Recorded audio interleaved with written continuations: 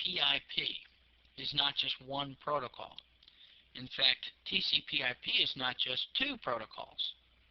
It's actually an entire stack of protocols, also called a suite of protocols. And each protocol is responsible for a task. IP is responsible for routing, but each protocol has a job in TCPIP.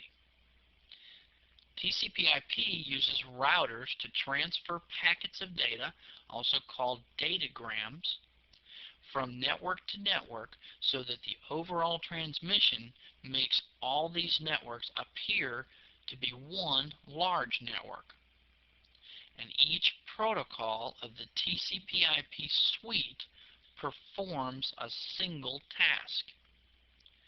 In order to understand how routing works, we need to understand a little bit more about IP addressing.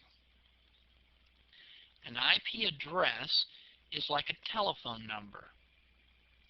You may have had many different telephone numbers during your life. Telephone numbers change frequently.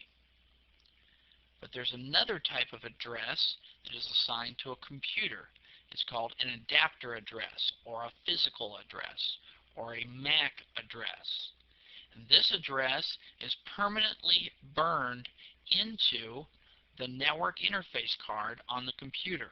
And unless we change the network interface card, the MAC address of that computer will always remain the same. So routers are responsible for two things. Routers are responsible for analyzing each packet that they see and determining whether that packet belongs on this router's network. In other words, they analyze the packet to see, by looking at the IP address, whether they need to deliver that packet. If they need to deliver that packet, then they are responsible for physically delivering that packet to the physical address of the host on their network. If they determine by looking at that packet that the IP address is on a different network, then they are responsible for passing that packet to the next router.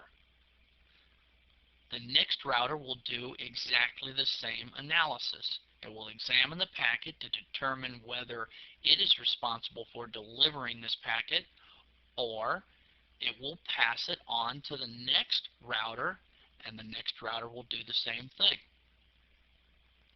So eventually that packet will get to the correct router, and that router will then deliver that packet to the correct physical address.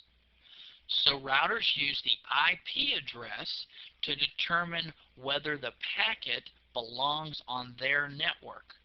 Then once they've determined that the packet does belong on their network, they use the physical address to deliver the packet.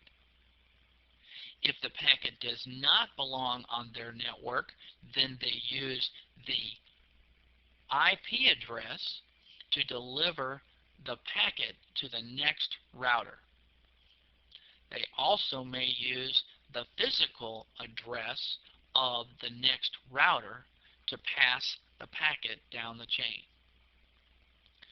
It all starts at the client, and it all starts with what we call a default gateway. And we'll discuss default gateways in our next section.